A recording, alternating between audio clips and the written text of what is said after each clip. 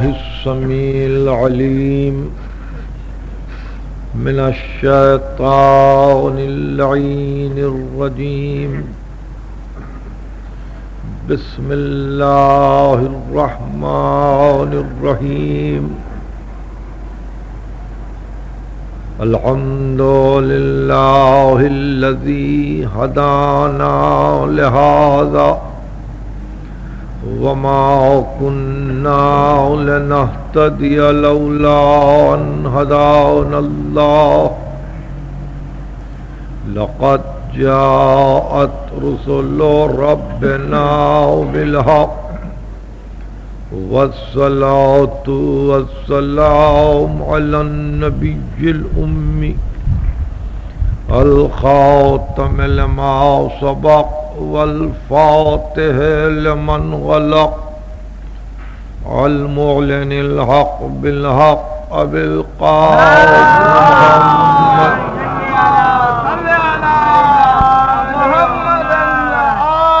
محمد وأهل بيته الطيبين الطاهرين المعصومين المظلومين الذين أذهب الله عنهم الرجس وطهرهم تطهيرا.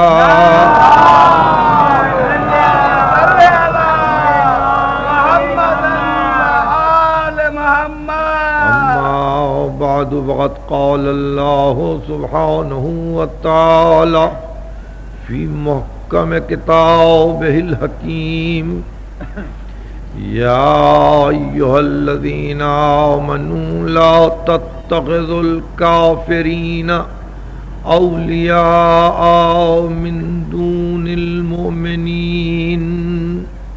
لا صل على محمد آل محمد. ولا ولی اور ولایت کے عنوان پر آپ 7ویں تقریر سماعت فرما رہے ہیں.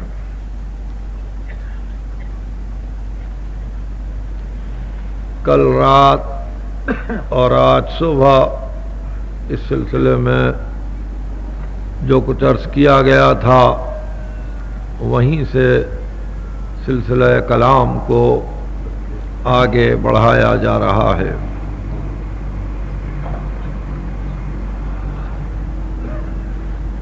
آج صبح کو میں عرض کر رہا تھا کہ جہاں ظاہر و باطن کی بحث چھڑتی ہے اور جہاں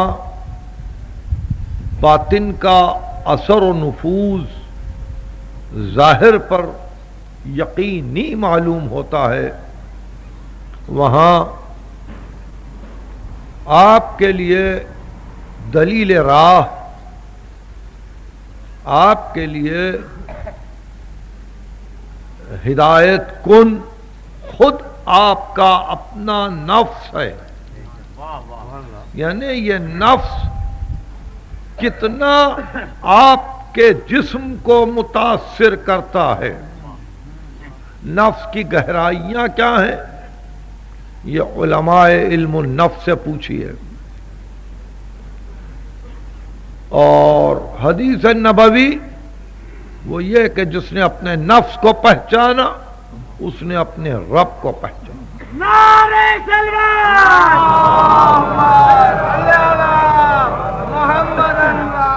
اس بات پر دلیل ہے کہ انسان اپنے نفس سے بے اعتنائی نہ کرے بلکہ وہ غور و فکر کرے اس باطن پر، اس چھپی ہوئی حقیقت پر کہ جو مسئول ہے عند اللہ قیامت کے دن. نفس انسانی مسئول ہے اللہ کے پاس، اسی سے پوچھا جائے گا. جیسے کل رات عرض کر رہا تھا کل نفس بما کسبت رہینۃ، ہر نفس اپنے کیے کا ذمہ دار ہے. تو یہ ظاہر کا اثر باطن پر اس طرح سے ہوتا ہے کہ انسان آداب بندگی اور احکام شریعت پہ عمل کر کے باطن کو اور زیادہ بالیدہ کرتا ہے، شاداب کرتا ہے۔ ظاہر کا اثر باطن پہ یہ ہے کہ وہ ظاہر احکام طہارت، ظاہر احکام عبادات پہ عمل کر کے باطن کو اس قابل کرتا ہے کہ اس میں ایک لذت عقلی پیدا ہو، ایک طہارت باطن پیدا ہو۔ یہ ہے ظاہر کا اثر باطن، اور باطن کا اثر ظاہر پر یہ ہے کہ نفس انسان کو مجبور کرتا جاتا ہے کہ خبردار غفلت نہیں، خبردار غفلت نہیں، غافل نہ بن، آنے واحد کے لیے راستے سے نہ ہٹنا، بلکہ مستقل طور پر پیوستہ اپنے آپ کو مصروف رکھ اس مقصد کے لیے جس مقصد کے لیے کہ تجھ کو خلق کیا گیا ہے۔ چنانچہ ظاہر باطن کو متاثر کرتا جاتا ہے، باطن ظاہر کو متاثر کرتا جاتا ہے، دونوں ساتھ ساتھ آگے بڑھتے ہیں، اور اس مقام پر ایسا معلوم ہوتا ہے کہ انسان ایک مجموعہ ہے، فقط نام انسان جسم کا نہیں ہے بلکہ جسم و نفس کی ترکیب کا نام ہے، جسم و نفس کی ترکیب کا نام ہے کہ یہ انسان ہے۔ بالکل اسی طرح انسان یہ محسوس کرتا ہے کہ میں ایک مقصد کے لیے بنا ہوں، مجھے اس مقصد کے لیے آگے بڑھنا چاہیے۔ تو کائنات میں ہر شے، جس شے کو بھی اللہ نے پیدا کیا، جس چیز کو بھی اللہ نے پیدا کیا، جس ذرے کو بھی اللہ نے پیدا کیا ہے، ہر شے اپنے کمال کی طرف جا رہی ہے، ہر شے اپنے کمال کی طرف جا رہی ہے، اور جہاں اس شے کا کمال ہوگا اس کی مدت ختم ہوگی، اس کا وقت ختم ہوگا، اس کا عہد ختم ہوگا، اس کا وعدہ ختم ہوگا۔ بالکل اسی طرح انسان سیر تکاملی کی طرف جا رہا ہے، سیر کمال کی طرف جا رہا ہے، اپنے نفس کو لیے ہوئے اس کا جسم آگے بڑھ رہا ہے۔ اس سیر کمال میں جیسے وہ اپنے غیب نفس سے متاثر ہوتا ہے، بالکل اسی طرح سے اس سیر کمال میں وہ غیب حقیقی سے متاثر ہوتا جاتا ہے، اور ہر آن اس کی مدد چاہتا ہے کہ میرے لیے سیر تکامل میں کوئی مددگار ثابت ہو، کوئی معین ثابت ہو۔ ذات واجب عین کمال ہے، انسان کو طلب کمال میں اگر ذات واجب سے قربت کی خواہش پیدا ہو تو یہی ہے جستجو ولایت۔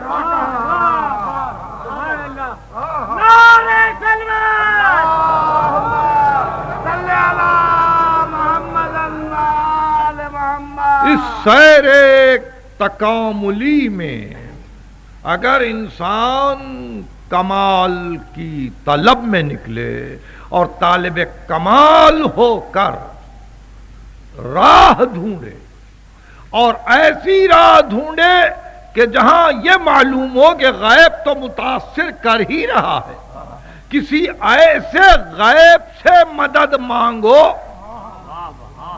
کسی ایسے غیب سے مدد مانگو جو اپنے کمال کی منزل اعلیٰ پر فائز ہو۔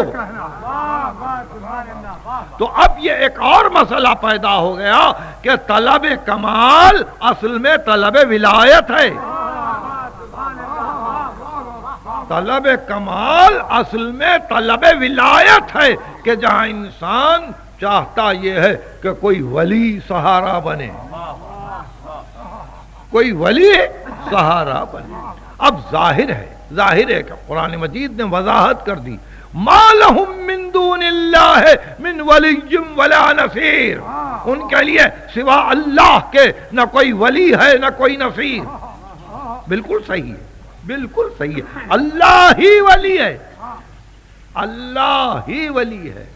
اور پھر وہ ایسا ولی کہ جہاں ولایت پر گفتگو چھڑے تو وہ جمع کا صیغہ نہ استعمال کرے. ولی کی جمع ہے اولیاء,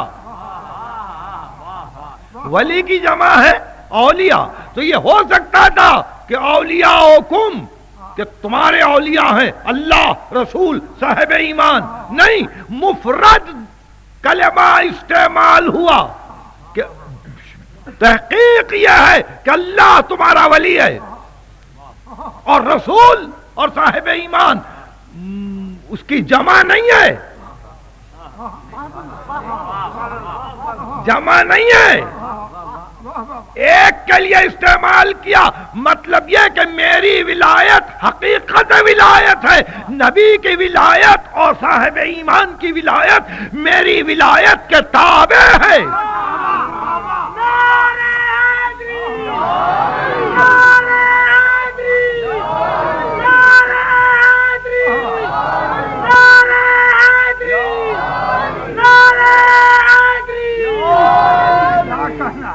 دیکھیے آپ سمجھ, یعنی یہ لفظ ایسا استعمال ہوا کہ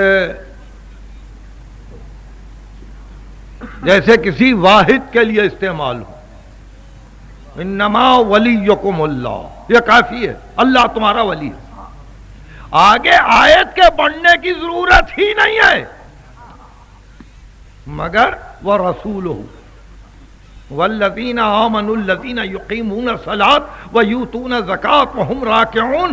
اللہ ولی ہے, رسول اور صاحبان ایمان. یہ اولیاء نہیں ہے. اس مطلب کو سمجھنے کی کوشش کیجئے. یعنی مطلب یہ کہ اولیاء ہوتے تو ایک دوسرے کی ضد ہو جاتے, ایک دوسرے میں اختلاف ہوتا, ایک دوسرے کی طبیعت میں فرق ہوتا, ایک دوسرے کے لیے حیرانی ہوتی. نہیں, یہ ایک سلسلہ ہے کہ تحت ولایت الہی یہ ولایت رسول کی بھی ہے, یہ ولایت ولی کی بھی ہے.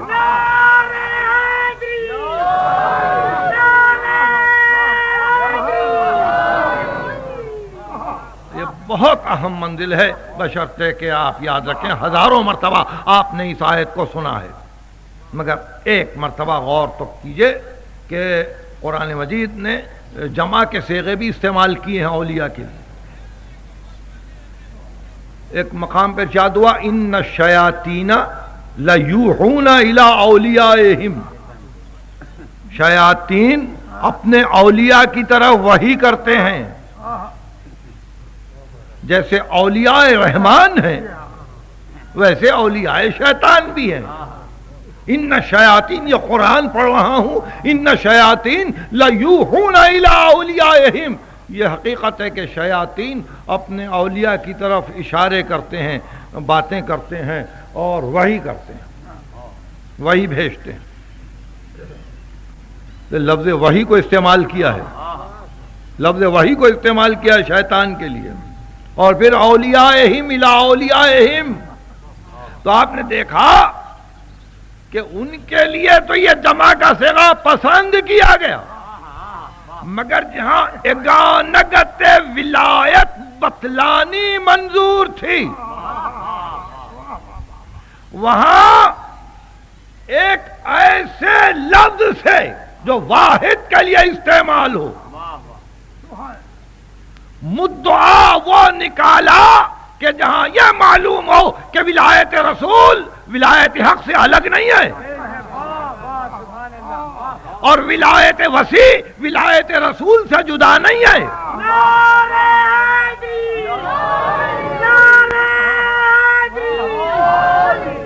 بس میں چاہتا تھا کہ یہ ایک اہم مسئلہ آج آغاز ہی میں زیر بحث آ جائے, آپ نے اس کو سمجھ لیا.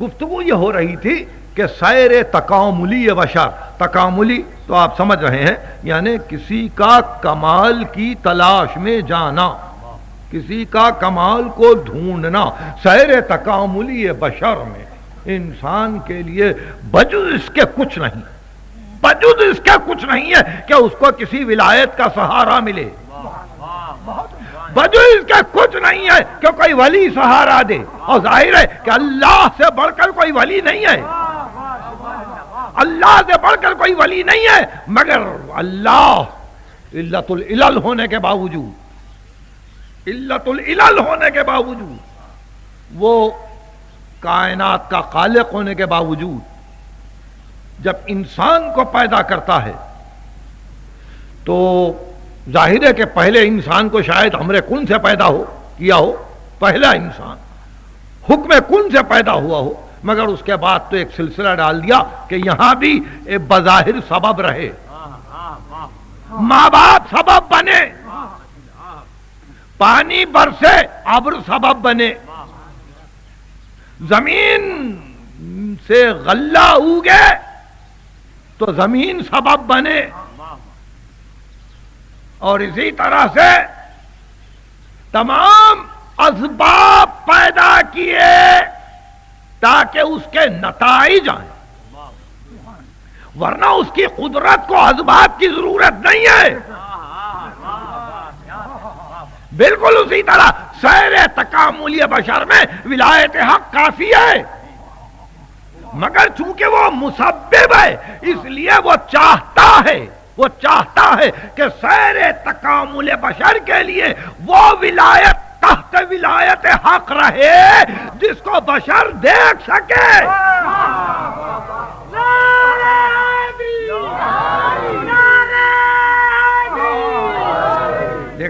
جس کو بشر دیکھ سکے، جس کو بشر محسوس کر سکے۔ یہ ولایت رسول ہے، یہ ولایت وسیع رسول ہے کہ جو محسوس ہو سکے کہ اس شان کا عبادت کرنے والا،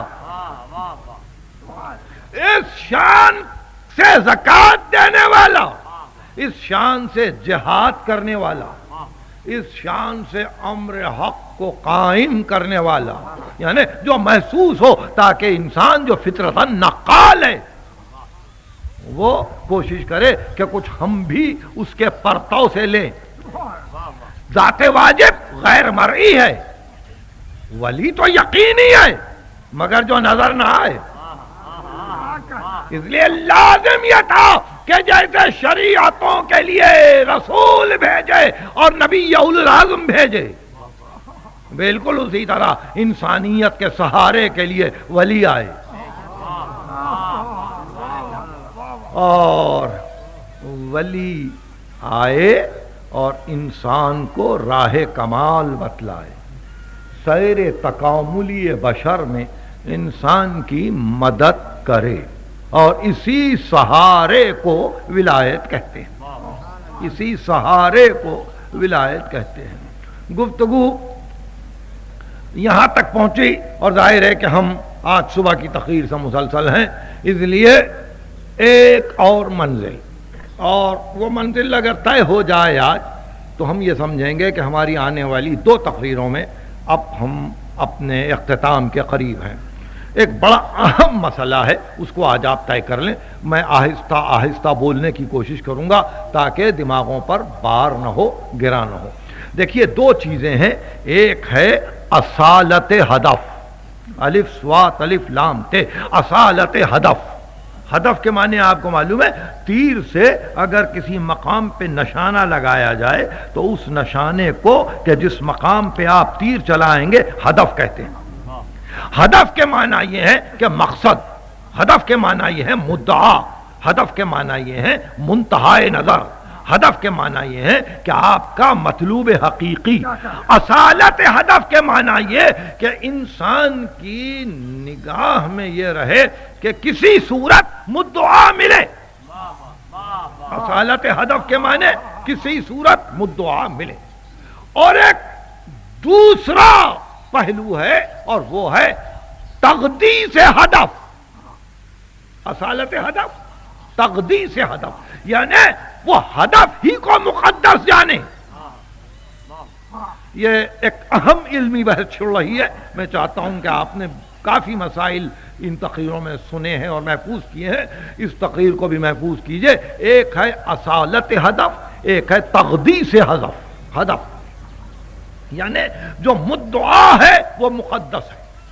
اس کو میں یوں سمجھاؤں کہ اصالت ہدف، کہ کسی نے کہا کہ ہماری نظر میں تو یہ ضروری ہے کہ آدمی اس کرسی پر جائے، اس عہدے پر جائے، یا اس منزل پر آئے، یا یہ تجارت کرے۔ تو اصالت ہدف کے جو لوگ قائل ہیں وہ یہ کہتے ہیں وہاں پہنچنا لازم ہے۔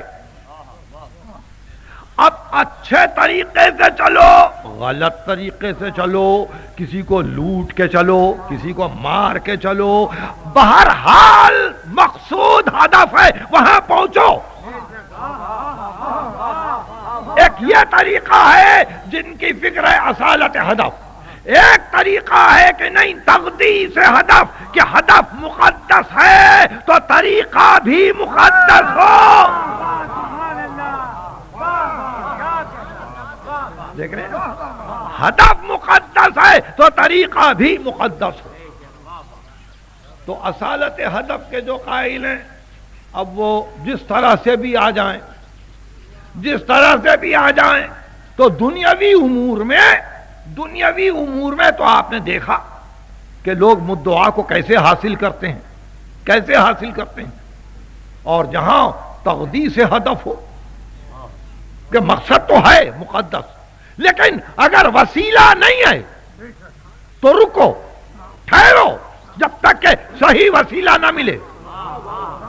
اگر ابو سفیان آ کے کہے کہ علی تمہارا حق چھن گیا اور ہم مدد کرنے کو تیار ہیں، تو علی یہ جانتے ہوئے کہ ہدف مقدس ہے اس کی مدد کا انکار کر دیں کہ میں حق کے معاملے میں باطل کی مدد نہیں کرتا۔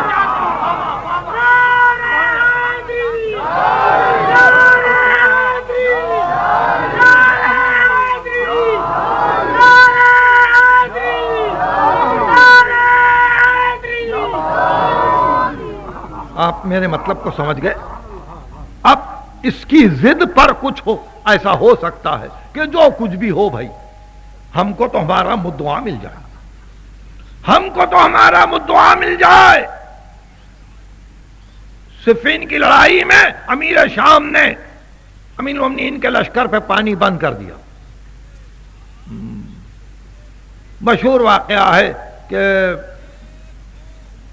لشکر امیر المومنین نے حملہ کر کے پھر نہر کو اپنے قبضے میں لے لیا۔ مالک اشتر نے کہا پانی بند کر دیں، ارشاد فرمایا تقدیس ہدف پہ ضرب آئے گی، ہم اجازت نہیں دیں گے، ہمارا ہدف اس طرح سے نہیں حاصل ہوگا، ہم کو تو اسی راہ سے جانا ہے جس راہ کو ہمارے مولا نے طے کیا ہے۔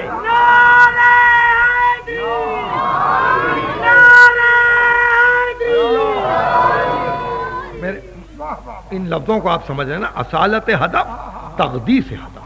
اصالت ہدف کی طرف جو گئے، یعنی جن کی نگاہوں میں فقط ہدف ہے، اب جس طرح سے ملے، جس طرح سے حاصل ہو، جیسے بھی آپ کو میسر آ جائے بھئی لے تو لو۔ تو اس طرح سے لینے کی فکر میں وہ دنیاوی اقتدار ہو یا دینی اقتدار، ایک برا نمونہ عمل سامنے آتا ہے کہ ایک اچھے کام کے لیے غلط راستہ اختیار کیا۔ تو ایسی صورت میں یہ منزل ولایت کے لیے بھی یہی منزل ہے کہ اصالت ہدف، تقدیس ہدف، یعنی اگر کوئی کمال کی طرف جا رہا ہے اور اس کو خیال یہ ہے کہ میں کسی صورت ولی ہو جاؤں، تو اب وہ جو بھی راہ اختیار کر لے۔ آپ نے اسی طرح سے دیکھا ہوگا کہ کتنے ہیں ایسے جو اصالت ہدف کے لیے ہر راستے سے ولی بننے کو تیار ہو گئے۔ اصالت ہدف ہر طرح سے کہ بھئی جیسے بھی بن جائیں، نیموریانی کے عالم میں رہیں، جذب کے عالم میں رہیں، نہ رہائے ہو حق کے ساتھ جائیں، کسی صورت جائیں۔ اور ایک طریقہ یہ تھا کہ نہیں، سیر کمال کی طرف جائیں، سائر کمال کی طرف جائیں کہ قلب طاہر ہو تو جسم بھی طاہر ہو، قلب ذکر کرے تو جسم بھی بندگی کرے، اگر قلب محبت میں جائے تو جسم تابع شریعت ہو جائے، اور اس طرح سے حق کی راہ میں بڑھیں، وہی راستہ اختیار کریں جو حق نے معین کیا ہے، جو حق نے معین کیا ہے، اور اس طرح سے تقدیس ہدف جن کے پیش نظر ہے، تقدیس ہدف جن کے پیش نظر ہے، وہ یہ نہیں دیکھتے، وہ یہ نہیں دیکھتے کہ ولایت ملی یا نہیں ملی، وہ یہ کہتے ہیں کہ بندگی میں نے کی یا نہیں کی،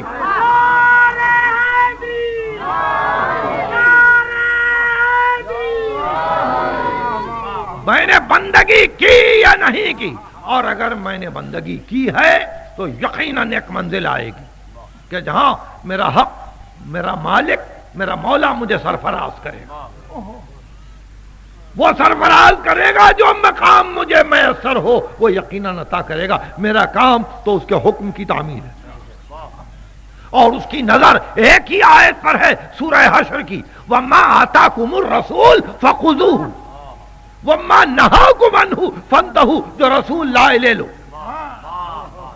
جس سے رسول روکے رک جاؤ۔ اب سیر کمال میں اگر یہ حکم پیش نظر نہ رہے اور آپ نے اصالت ہدف کو پیش نظر رکھا کہ مجھے تو مدعا چاہیے، وہ کسی راستے سے جاؤں، کسی راستے سے جاؤں، تو دیکھیے میں نے کہاں پر پہنچ کر آپ کے دل و دماغ پر بار بننے کی کوشش کی ہے، یعنی آپ کے لیے جو راہ کھلی ہوئی ہے وہ بندگی ہے جو ختمی مرتبت کے احکام کے تحت معین ہے، یعنی یہ نہیں کہ آپ اس ہدف کو حاصل کرنے کے لیے ان احکام کو چھوڑ دیں اور کہیں کہ نہیں میں اس قسم کی نماز نہیں پڑھوں گا، میں اس قسم کی نماز نہیں پڑھوں گا، میں تو زمین پہ لوٹتے جاؤں گا اور مسلسل اللہ کا نام لیتا جاؤں گا، یہ بندگی ہے، میں اپنے نفس پہ ظلم کروں گا، پہاڑوں پہ جا کے بیٹھ جاؤں گا، ہاتھ کو بلند کروں گا تاکہ اس کا دوران خون رک جائے، مجھے اذیت ہو، اذیت ذات ہو، تاکہ اس اذیت ذات کے بعد مجھے کمال میں اثر ہو۔ تو ظاہر ہے کہ جو اپنے آپ کو اذیت دے، جو اس طرح کی بظاہر بندگی کرے، دنیا اس سے مرعوب تو ہو جائے گی کہ ہدف مل گیا، ہدف مل گیا، نشانہ اڑا چکا، یہ ولی بن گیا، مگر نگاہ حق میں چونکہ رسول کے راستے سے ہٹ چکا ہے، رسول کے راستے سے ہٹ چکا ہے، اس لیے کیا فیصلہ ہے حق کا، کیا فیصلہ ہے حق کا؟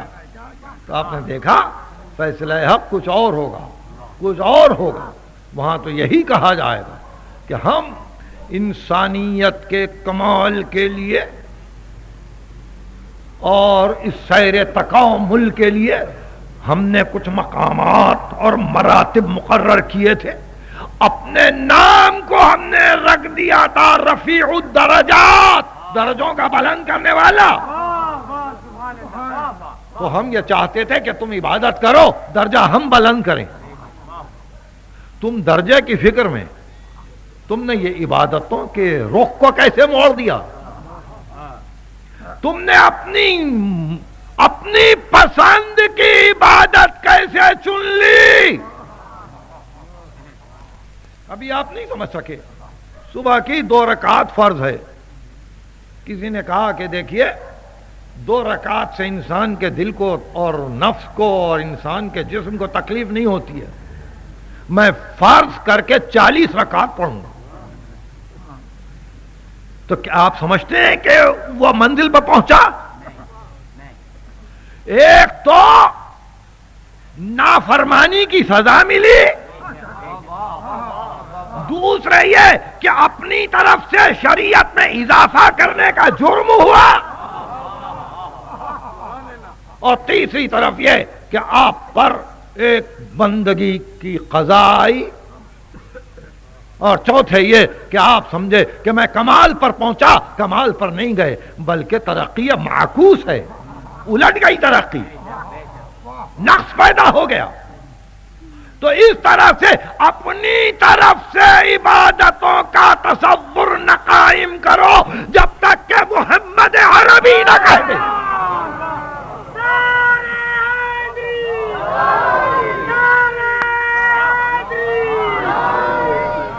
میری باتوں کو آپ سمجھیں، انہی کی راہ ہے، انہی کی راہ ہے جس میں زندگی ہے، انہی کی راہ ہے جس میں حیات ہے، وہ انہی کی راہ ہے جس میں سیر کمال ہے، سیر تکامل ہے۔ اس لیے شریعت سے روگردانی جہاں ہوئی وہاں صحیح معنی میں پھر انسان ولایت سے دور ہو گیا، شریعت سے روگردانی ہوئی انسان ولایت سے دور ہو گیا۔ اور اگر نہیں، انسان نے اگر یہ طے کیا کہ ہم بہر حال ہو بہر صورت شریعت کی پابندی کریں، تو پھر بظاہر یہ محسوس ہوگا کہ دنیا اس کو نہ پہچان سکی،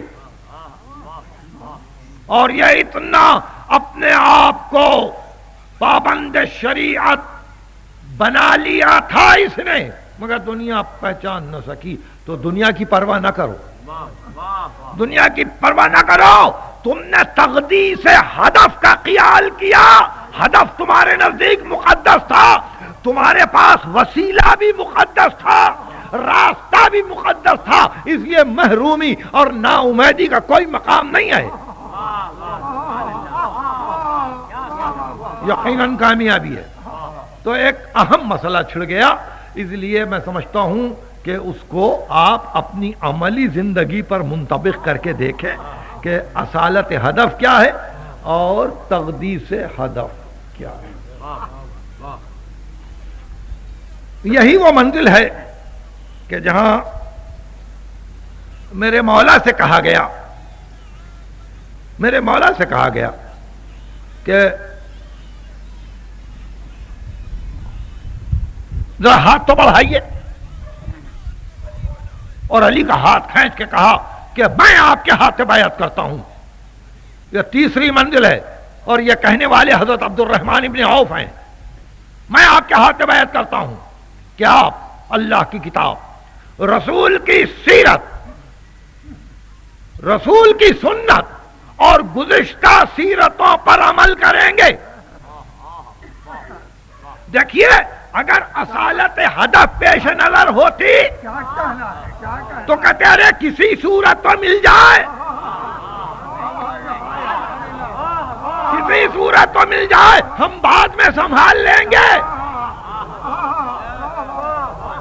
کہا نہیں، تم کیا کہہ رہے ہو؟ اللہ کی کتاب پہ چلوں گا، رسول کی سنت پہ چلوں گا، میری بصیرت، میری بصیرت۔ ہر ایک نے اپنی بصیرت سے کام لیا ہے، میں اپنی بصیرت سے کام لوں گا۔ اس نے ہاتھ کو چھوڑ دیا۔ ذرا سی بات، ایک لفظ علی کو اور 10 برس 12 برس انتظار کی ضرورت نہیں تھی۔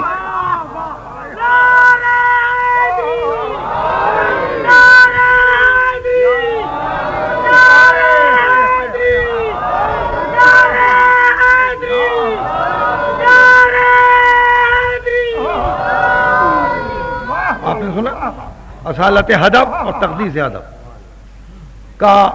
اب علی کو کیوں حق ہوا یہ کہنے کا؟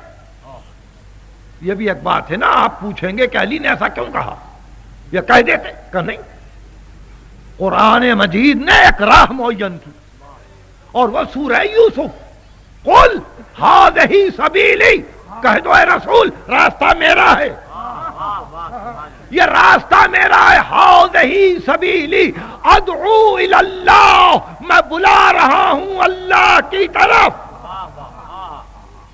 الا بصیرۃ انا ومن اتبعنی، اس بصیرت پر جو مجھے حاصل ہے اور اس بصیرت پر جو میری پیروی کرنے والوں کو حاصل ہے. تو اتباع رسول کی منزل پر جو کامل ہو وہ اپنی بصیرت سے نہ کام لے تو پھر کس کی بصیرت سے کام لے؟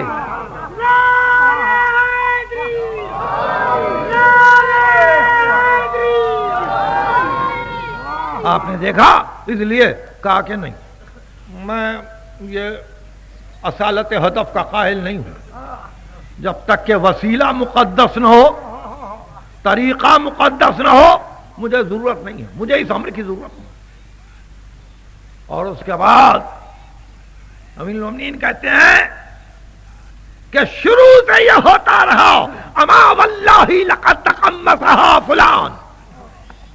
دنیا کو معلوم ہے کہ یہ پیراہن کسی اور پر زیب نہیں دے سکتا تھا مگر پہن لیا گیا. یہ ڈھیلا ڈھالا پیراہن تقمصها جو نامناسب تھا مگر پہن لیا گیا.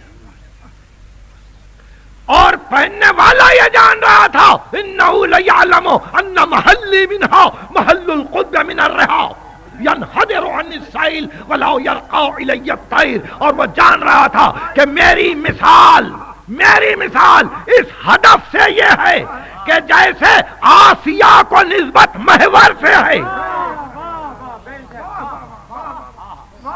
آسیہ جیسے محور کے گرد گھومے، میں محور ہوں. مگر ہوا یہ کہ فسدلت دونہا صوبا، میں نے بھی ایک دوسرے پیراہن کو پسند کر لیا.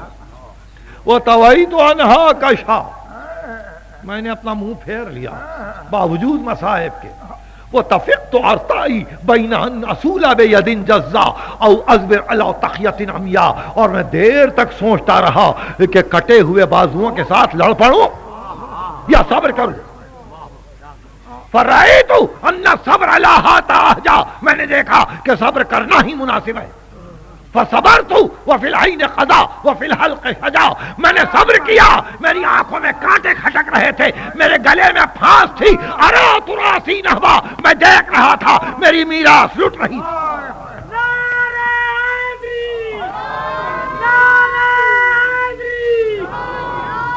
آپ نے دیکھا ہدف کی منزل میں نے پسند نہیں کیا. اور یہاں تک کہ ایک دور، دو دور، زمانے پر زمانہ، یا دنیا غری غیری، اے دنیا میرے غیر کو دھوکہ دینا، فإنی طلقتک ثلاثا، میں نے 3 مرتبہ طلاق دیا ہے.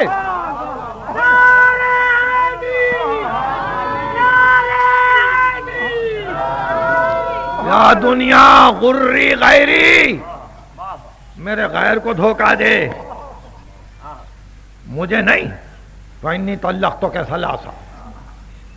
اور پھر وہ وقت آیا جب آپ سے یہ کہا گیا کہ آپ گزشتہ بصیرت کو اگر سامنے رکھتے ہیں تو ہمارے لیے آپ قابل قبول ہیں. امیر المومنین فرماتے ہیں اپنی پالیسی کا اعلان کرتے ہوئے خطبہ شقشقیہ میں، مَضَى إِلَىٰ سَبِيلِهِ وَجَعَلَهَا فِي جَمَاعَةٍ ظَنَّ إِنِّي أَحَدٌ مِّنْهُمْ، جاتے جاتے اس نے ایک جماعت کو مقرر کیا اور یہ خیال کیا کہ میں بھی ان میں سے ایک ہوں. فَيَا لَلَّهِ وَلِلشُّورَىٰ، ہائے علی کو شورا سے کیا کام ہے.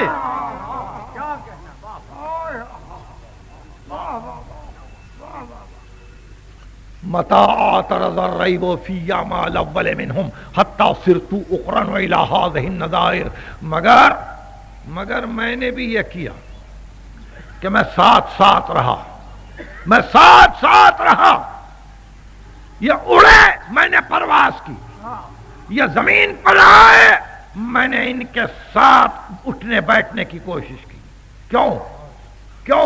ارشاد فرماتے ہیں کہ متى اعترض الريب في ما الاول منهم، میں ان کے بزرگوں سے کب ڈر رہا تھا جو ان سے ڈر جاتا.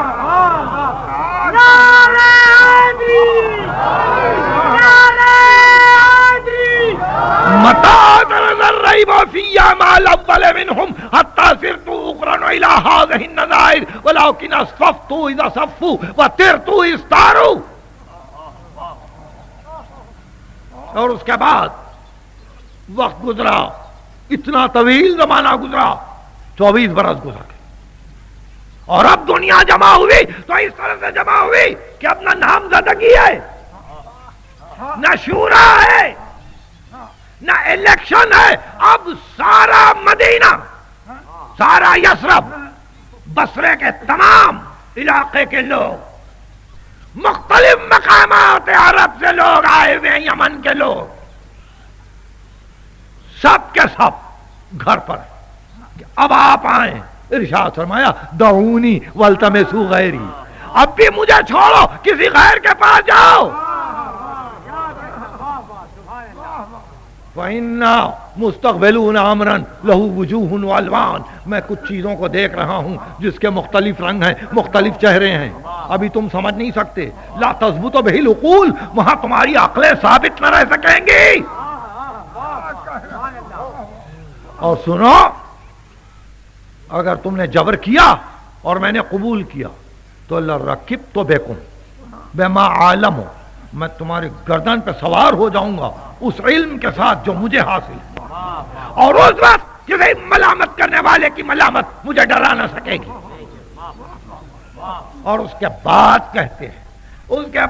کہتے ہیں کہ اتنے زمانے میں نے گزار دیے، مجھے ایسا معلوم ہو رہا تھا کأنہم لم یسمعوا کلام اللہ اذ یقول، گویا انہوں نے سنا ہی نہیں تھا کلام خدا کو، کہ جہاں یہ کہا گیا تلک الدار الآخرہ. دیکھیے یہ تقدیس ہدف، تلک الدار الآخرہ نجعلها للذین لا یریدون علوا فی الارض ولا فسادا والعاقبۃ للمتقین.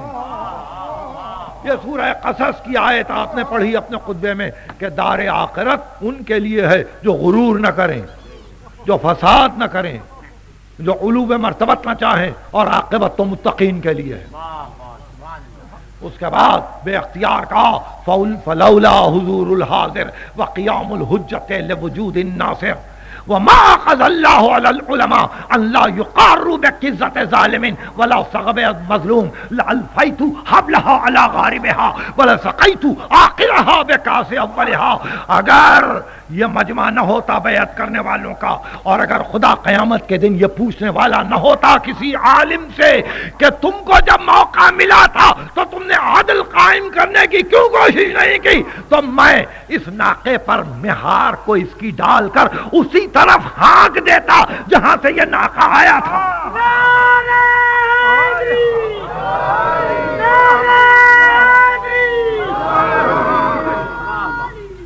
لَسَقَيْتُ آخِرَهَا بِكَاسِ أَوَّلِهَا، اور اس کے آخر کو وہی پہلا جام پلا دیتا.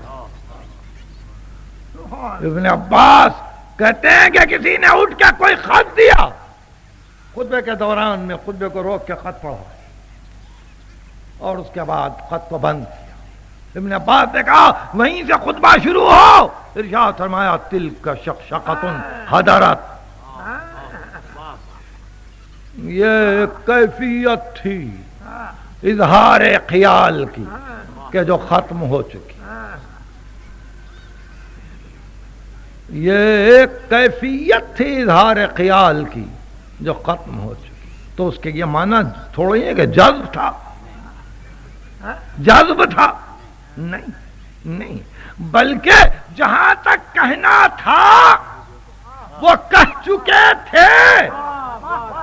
ابن ابی الحدیث نے کہا علی اور کیا کہتے ہیں، ساری تاریخ اسلام تو علی بیان کر چکے تھے.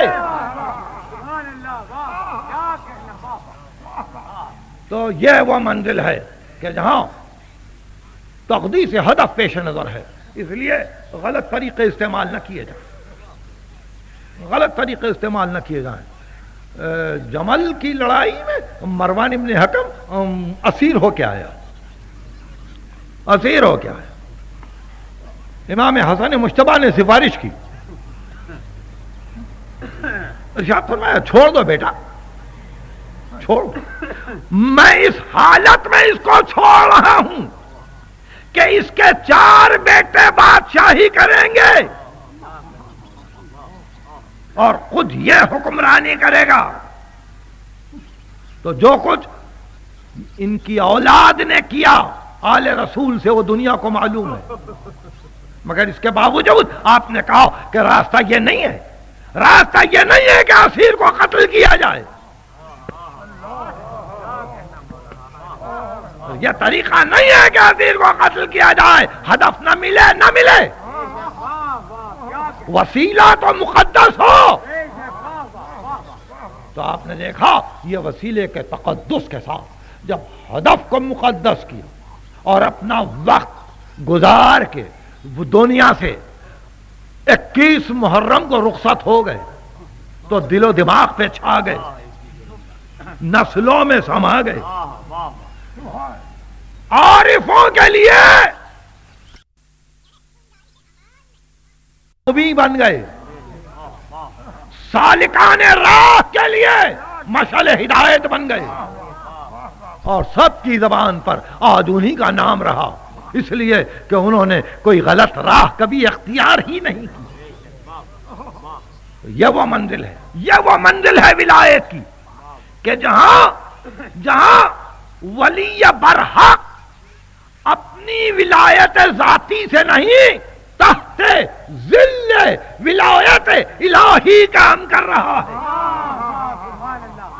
ہو گئی آج کی گفتگو، میں نے وقت ختم کیا۔ ان کا نام، ان کا ذکر، ان کا تذکرہ ہر آن ہو اور قیامت تک ہو، تو جب بھی سیری نہیں ہوگی، سیری نہیں ہوگی، اس لیے نہیں ہوگی کہ جو اصول معین کیے وہ اصول اتنے کٹھن ہیں، اتنے دشوار ہیں کہ ہر کس و ناکس کے لیے ان اصول پر کار بند رہنا ناممکن ہو جاتا ہے۔ یہی گھرانہ ہے، یہی گھرانہ ہے جن کے معین اصول، جن کے معین اصول۔ میں اپنی گزشتہ تقریر میں، کسی تقریر میں شہادت امام رضا کے پہلے تذکرے میں کہہ رہا تھا کہ ہندہ بنت عامر بن عبداللہ نے اپنے شوہر سے یہ خواہش کی کہ یزید اگر تو اجازت دے تو میں علی کی بیٹی کو اپنے گھر بلا دوں۔ دیکھیے اسی باپ کی بیٹی ہے، اصول معین ہے، اصول معین ہے۔ وہ آئیں اور شام میں یزید کے گھر میں پہلی مجلس وفا ہوئی، سر حسین کو لے کے زینب نے بھائی کے مصائب پڑھے، اور اس کے بعد بے اختیار حکم ہوا کہ اب شام برداشت نہیں کر سکتا ان مصائب کو آل رسول پر، عوام باغی ہو چکے، چھوڑ دو قیدیوں کو، چھوڑ دو۔ تقدیس ہدف، یزید نے کہا کہ بلاؤ دربار میں، پھر بلاؤ۔ عابد بیمار کو تخت کے داہنے جانب جگہ دی، حداد کو بلایا، بیڑیاں کٹوا دی، اور اس کے بعد 1 سفید کپڑا دربار میں باندھا گیا، چادر، اس چادر کے پیچھے سیدانی آئی، اور ادھر یزید نے کہا کہ فرزند رسول جو کچھ ہونا تھا ہو چکا، حسین قتل ہو گئے۔ فرزند رسول اسلام میں یہ بھی ہے کہ اگر مقتول کا خون بہا دے دیا جائے مقتول کے ورثاء کو، تو ورثاء مقتول قاتل کو معاف کر دیتے ہیں، کیا آپ اس کی اجازت دیں گے کہ آپ کے باپ کا خون بہا دیا جائے، دیت دی جائے؟ امام کی زبان سے ابھی کچھ نکلنے بھی نہیں پایا تھا کہ پردے کے پیچھے سے ایک آواز آئی، یزید یہ خون بہا کس کو دے رہا ہے؟ قیامت کا دن میرے نانا کو دینا۔